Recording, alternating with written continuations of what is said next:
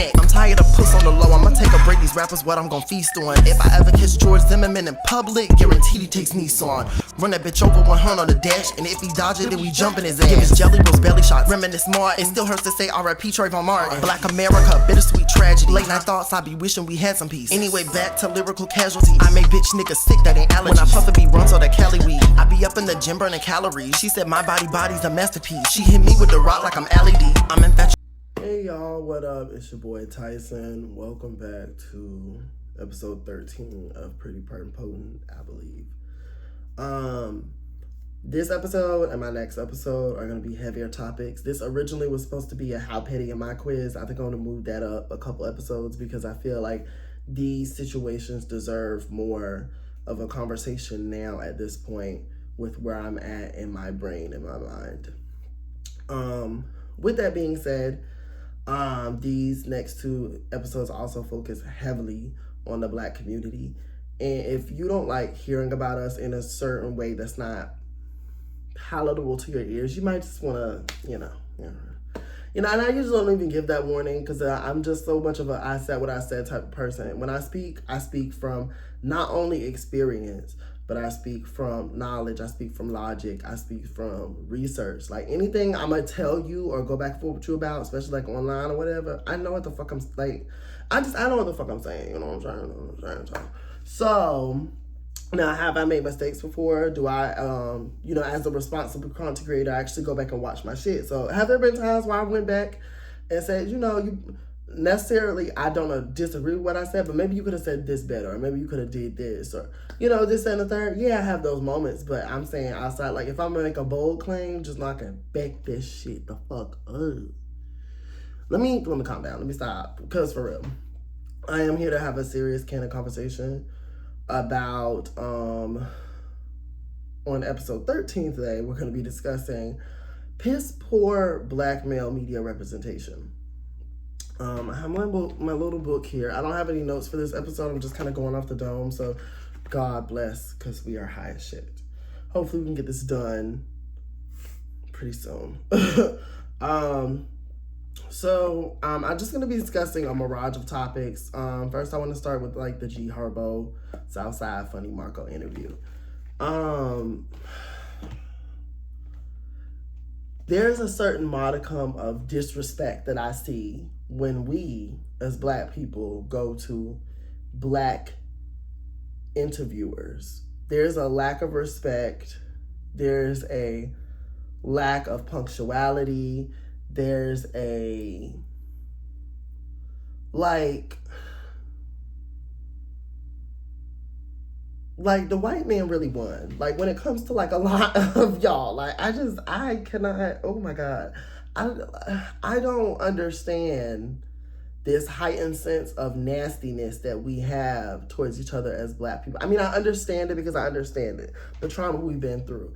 Stress can be passed down through DNA. When you think of what our ancestors went through, it's a lot of stress. It's a lot of stuff. You got kids raising kids. There's so many things that were put into the Black community to make it the way it is now. I understand all that, but oh my God. Like, for real, the way we be treating each other is so fucking nasty. It really is. And I don't want to hear about other races of people. And it's not the same, really. Like, a lot of times when y'all say other races do this, not at the same modicum that we do. It's not the same.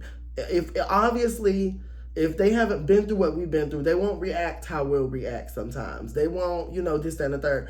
But some of the shit we fucking do is at any rate.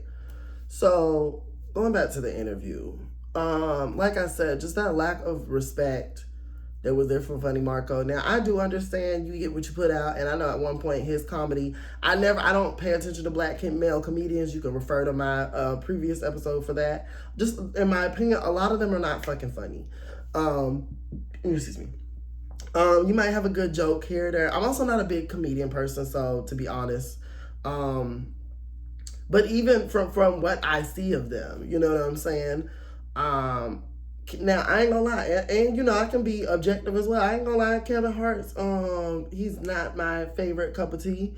But his Real Husbands of Hollywood was funny as shit. But now that I think about it, back when I used to watch it, he really was playing himself. Like, so, but at any rate, you know, he's not the funniest person to me. You know what I'm saying? But, like I said, the show was funny. You know what I'm saying? But I'm not going to sit here and excuse his comments on dark-skinned women being able to take a punch better than light-skinned women, which is essentially emasculating them. And it's also not fucking funny. Like, a lot of times, y'all colorism don't even be funny, bitch. It don't. It is not. And that goes for when black men are colorists to women as well as when they colorist to other black men. Like, now I ain't gonna lie, I did find this one nigga, he was funny, but I really just, when y'all be doing the light skins, be like, dude, stand up. Like, why are you contributing? Never mind. At any rate, I found this one boy, I ain't gonna lie, his be making me laugh, but I still just feel like all this light skins be like dark skins, be like, light skin is dark. Like, are y'all not tired? Like, why do all of our jokes have to be on each other? I'm an equal quality roaster. I be roasting everybody. But why do we like, and when I say that, I mean like, our roast be like, it's always on our features. This nose, it's always on this type of hair. Like, y'all are not, it's always on these lips. Like, I don't understand. Maybe let me say this, so I can stop racking my brain on it. If you cannot make a joke without making blackness the joke or harming somebody else, then you're just not that fucking funny. How about that? Just end it there. Because I was going all types of just, I want to reel it back in. So the professionalism that is just not there during this interview is just so evident. And from what I've seen, Southside was fine until G Herbo came. Editing Tyson here. Y'all, so usually the podcast gets more content because, you know, I split off the episodes. Sometimes if they get too long. But, y'all get a bonus treat today because I forgot to add in the nuance of how, like, you see how patriarchy plays off when men feel the need to kind of perform for each other. In the aspect of how, like, G Herbo seemed to be fine. Oh, my bad. Southside was fine until G Herbo showed up. Then after that, like, he started getting amped up, crunked up. Now, of course, they were drinking, so that's a part of the equation as well. But if you notice from what everybody was saying, I didn't watch the whole thing because I could not make it through the whole thing. Like, I can't watch black people be blatantly nasty and disrespectful towards each other. Like that. Like, that just, bitch, you throw some shit at me, ho. But at any rate, yeah, just notice that. You know what I'm saying? That's something I've noticed. And that's why I'm so glad I have allowed myself to be free of, this is what a man supposed to do. This is what a man, fuck all that. I'm me and you like it or you don't, bitch. But at any rate, yeah, that's just a tidbit that I wanted to add on there. Because that was an interesting aspect to me, and it was nice to see some people actually address it on social media as well. And then the energy changed, and I mean it makes sense. When I look at G Herbo, he is, fuck all these stupid ass black people, man. They dirty ass, man. Especially like now, he got that case going on. Karma is whooping his ass. It's whooping the shit out his ass. Like, I am not gonna hold you. I be questioning Karma real life in my adulthood because, like, of certain situations and stuff. But it's coming for his ass. It's coming for his ass. It's whooping the hell out of his ass. He looks a hot ass mess. I've seen him strung. He looks strung out. And you can tell when somebody's like drugged up and when it's like, oh no, life coming for that ass. And it really looked like life is coming for that ass. It's one thing to be drunk and a bit obnoxious. It's a whole nother thing to be an asshole, to be late, to throw stuff at people, essentially assaulting them. Like, this black people problem, y'all don't be looking at the legalities and the realities. Was that a bar? No, but for real. Y'all don't be looking at that shit. If Funny Marco wanted to, he could turn around and say he assaulted me. Also, he could sue, he probably can sue his ass about that damn watch because he broke his watch. That watch was $30,000. Like, where is the accountability for that asshole ass behavior? And I don't want to hear, no, this is just how Chicago niggas is.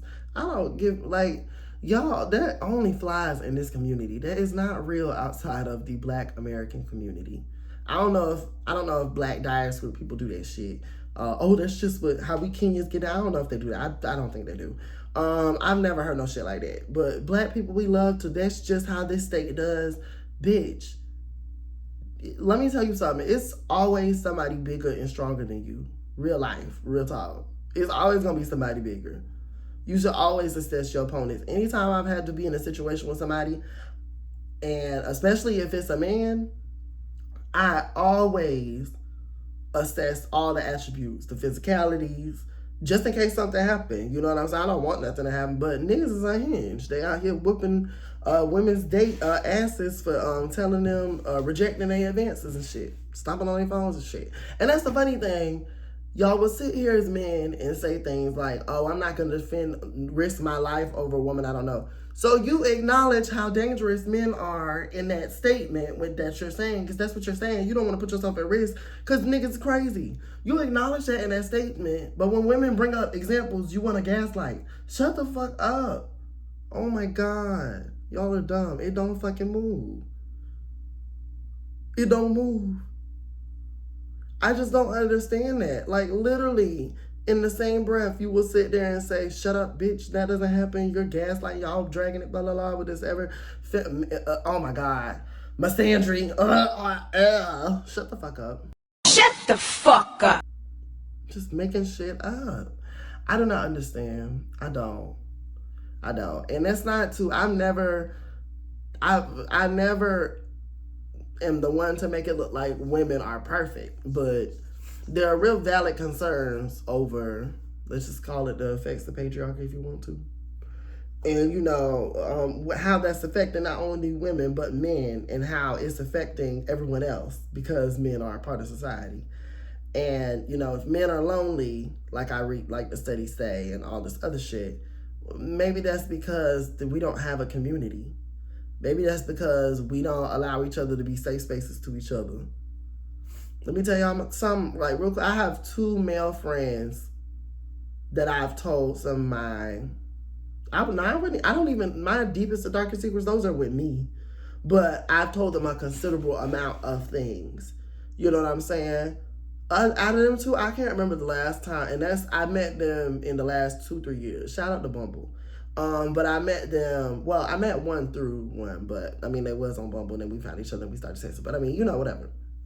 So I joined it to get more male friends because in my area, editing Tyson here again, to nuance what I'm about to say, I live in the South. The South is a lot more slower to change in acceptance of what is not the normal. And that's just a general statement. You know, whether that is, you know, people and sexuality or, you know, plant-based food or you name your pick. People be stuck in their ways for a multitude of things. And I found that in the South, that is just a very prevalent factor in this area. So that is what I mean by that. Like, when it comes to men, especially Black men, like, just being very honest, I just kind of like, I let the relationship gauge from them. Like, I let them, I don't want to say make the first move. That sounds, that's not what I'm trying to say. But I let them approach first. Like, even, like, okay, if I join a new job, I'm not running out of my way to say, hi, my name's Tyson to anyone. But I'm definitely not running to a man to say it, if that makes sense. You know what I'm saying? And that's just how I've had to, you know, be, you know, as a self-defense mechanism. Because as a man of my certain skin tone, as a man of my certain mannerisms, as a man of my certain vocal range, when I say that, I mean, like, my voice, like, I can't just, I'm trying to see how to say this. I be on guard. I just be on guard. But I'm not going out of my way because I don't want it to look like nothing, seem like nothing, no, none of that. And also just niggas not enjoyable to be around a lot of times, to be very honest. But hey y'all, to elaborate on what I mean by this, like, can we go to brunch? Can we go to a beer tasting? Can we go to a, I don't know, museum? Can we, like, you know what I'm saying? Can we diversify our palettes? I don't always want to be in a club. I don't always want to smoke hookah. I don't always want to drink. I don't always want to smoke. I love Hennessy and hot wings as much as the next person, but child, like, can we go to a fucking real restaurant? Can we, I don't know, like, it's just, can we not be having these conversations about what she need to bring to the table that you can't afford to own, rent, or build? Like,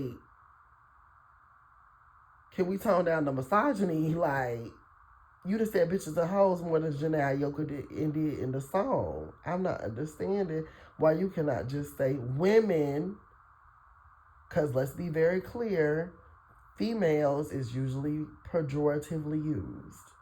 So it's going to have a stain on it when y'all use it now. Every time I hear it, that's what I think about. But yeah, those are just some of the things that I would like to see. Some of the behaviors that I would like to see change. Yeah. Either way it goes, I'm not going out of my way to, you know, I just kind of let that shit facilitate how I facilitate. That's a product of, you know, how men tend to look at men like myself as a less than or a other, or, you know, just can be very dismissive, you know, of, I don't want to say my plight of manhood because I don't really get that deep with niggas, but you get what I'm saying. Like, you know what I'm saying? Everything is not, every man is not treated the same way. Every man is not valued the same way. And I think we see that in this interview to kind of tie it back around because we got a little deep. Oh my God. But it's okay. I mean, I'm writing about it in my music, so you'll hear about it. They're here. But yeah, with that being said, I see that here, you know what I'm saying? Funny Marco is kind of like the essentially the black lame nerd or whatever that the street dudes be picking on. So I see the dynamics, and then I also can see it from a colorist aspect because as Herb and Southside being two lighter skinned dudes, some may say Southside is brown skin. I don't know. To me, he look light skin. But y'all can argue with yourself about that. I don't know. But two, to me, seemingly very high yellow men emasculating a darker skinned man. You know what I'm saying? I can see the colorism aspect, and I can also see how that, well, I don't know. I don't see too much backlash from men, actually. I thought that actually might have done something, because to see the lighter skinned men coming at the darker skinned man, I thought somebody might have tried to make, I thought that would have kind of fueled more of your average black man's critique. But I don't know. To me, it sounded like they were trying to say, oh, well, that's just jokes. That's how we play. That's how men do. Which, again, men of all areas walk different paths. We don't do all that. Now, I roast with my friends. But, like, no, my friends are not throwing a cup at me. Nobody is throwing a cup at me. You can't say that on YouTube. But at any rate, just know we good over here. Ooh, wow. Y'all, what happened to Dej Loaf? For real. But, I can see that aspect. I can also see Funny Marco's interview style is kind of rude in the terms, just like the whatever the little white girl's name is. I don't know. But I can see that, but I don't even think he was really giving it to him like that, because they pretty much cuckolded this man on his own show, real talk. And I don't know what advice to give in that situation. because, you know, that could have went, like, y'all, like, I really think we diminish how violent we can be as black people sometimes. That interview very well could have went violent had Funny Marco even at the very least stood up for himself. And these are the black men that y'all are touting to the top of the charts. These are the black men that y'all support, and y'all let y'all sons listen to them if y'all even are there for your sons. You, like, I don't understand this. I really don't. But y'all want me to check Sexy Red, a woman, a byproduct of hip hop, the same hip hop that y'all were okay with when y'all was having the vixens in the videos, but now that the vixens can rap, it's a problem. Go to hell. Be so fucking for real. Now, that's not putting all the blame on, you know, black men for creating hip hop. But I mean, let's be so fucking real about how the start of hip hop came. Who the pioneers was, who crafted that shit, and who the women are mimicking after. Like, I've said it before millions of times on this platform, on this channel, black women follow the shit out of black men to the point of attacking other black women. And you don't never see that with men. Hell, men even try to hold each other accountable, and they be exiled, throwing stones. I mean, unless it's somebody that know they can't take, or it's like they don't want to come off jealous. Like, I know it's like when Broderick Hunter be speaking up for women, nobody says nothing to him because, you know, he the supermodel, he this, he that. So I guess maybe if they don't, I don't know. It's kind of weird who they call out and who they don't. But that's McNogs for you. At any rate, yeah, I don't understand these assholes that y'all rise to the top. Y'all got them thinking they better than what they is. I seen G Herbo on this like thing, and one thing about him, he's just an asshole. And I don't think liquor excuses you for being an asshole. If you drunk, I feel like you're even more relaxed to be yourself. So that means you a asshole light when you sober. You just a light asshole, a diet asshole, but you still an asshole. I don't be getting when people use that excuse. In certain instances, you may be more prone to, like, okay, for instance, I could excuse the nuance, not the action, because we believe in consent over here. But I could excuse the nuance of kissing somebody that you might have feelings for when you're drunk out of the blue. You know what I'm saying? Maybe there was no lead up. Maybe you didn't talk to them about a relationship. You just trying to have your Disney Channel moment. Because let's be honest, we was raised off this shit on TV. It was made to look cute. You know, now we in the age of consent. So, you know, shit is different. You gotta relearn. But, you know what I'm saying? You trying to go in for your Disney Channel, Nickelodeon moment, whatever. And so, you kissed them. And, damn, what the fuck was I trying to say? Oh shit, I lost it. Damn. Damn.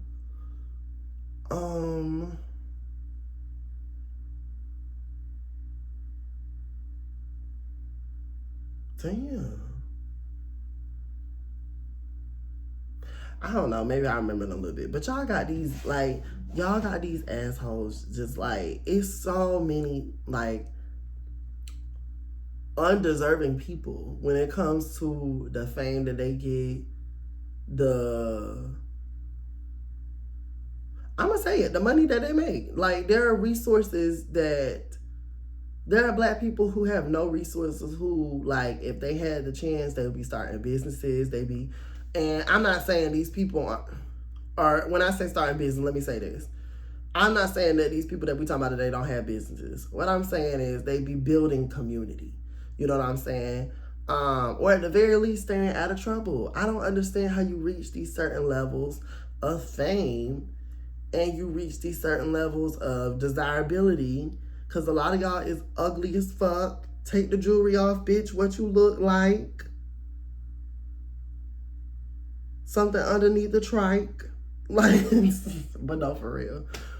Does anybody actually own a trike? But no, for real. A lot of y'all mid as fuck. Under mid. Hell, I remember when them yearbook bitches dropped. Don't forget where you come from, bitch. Y'all be weak in the knees. Stand up. Stand up. If you would like to hear the rest of this podcast, please check me out on Anchor.fm, Apple Podcasts, Spotify, and all other podcasting platforms. Thank you for listening.